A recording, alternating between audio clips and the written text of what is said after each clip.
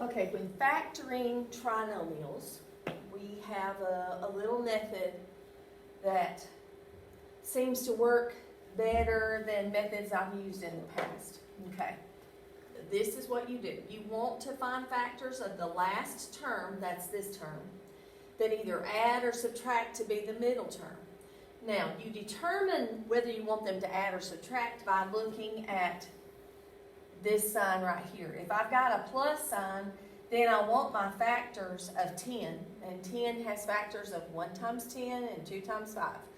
You want them to add to be this 7, which is in the middle. So I start by making myself an X, like this. I put 10 in the top, that's this one, that's the factors I want, and I want them to add to be 7. Well, the factors that add to be 7 are 5 and 2.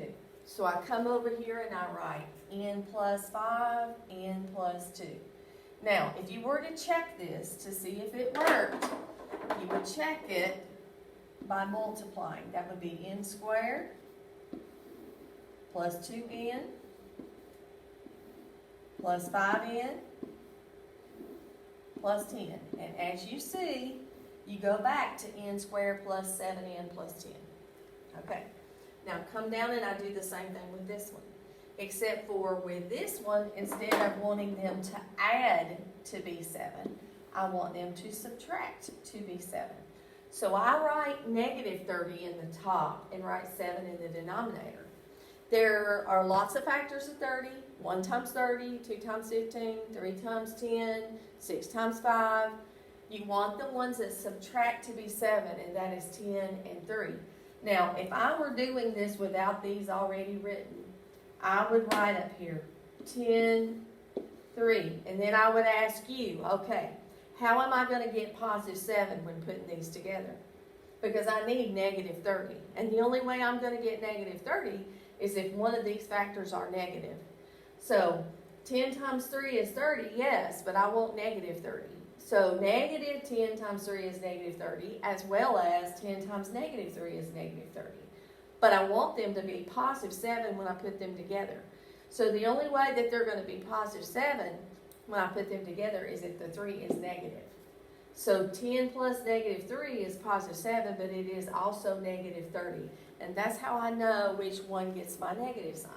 So I come over here and I write my parentheses. This is 10 plus, t plus 10 times t minus 30.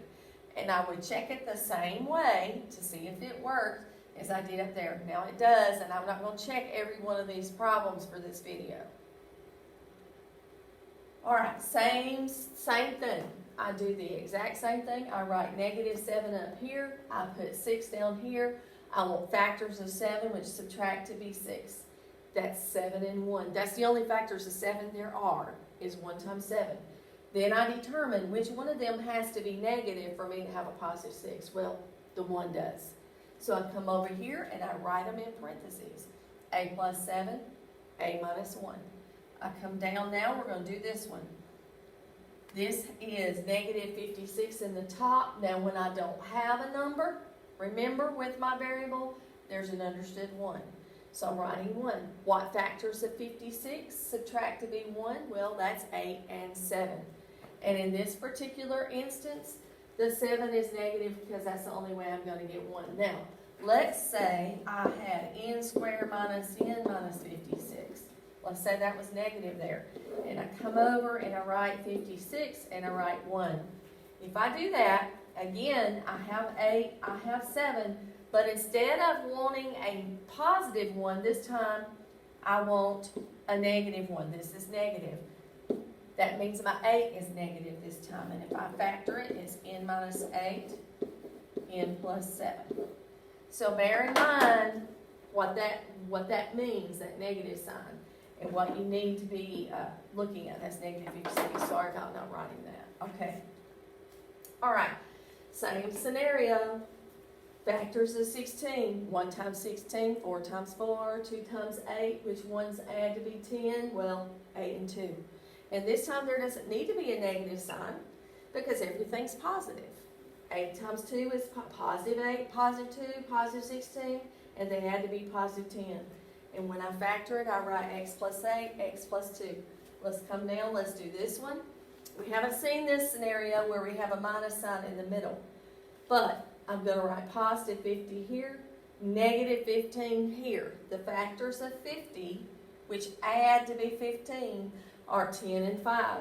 They both have to be negative, because the only way I'm gonna get negative 15 when I put them together is if I do negative 10 and negative 5. And then negative 10 times negative 5 is positive 50. And this is my answer. Thank you.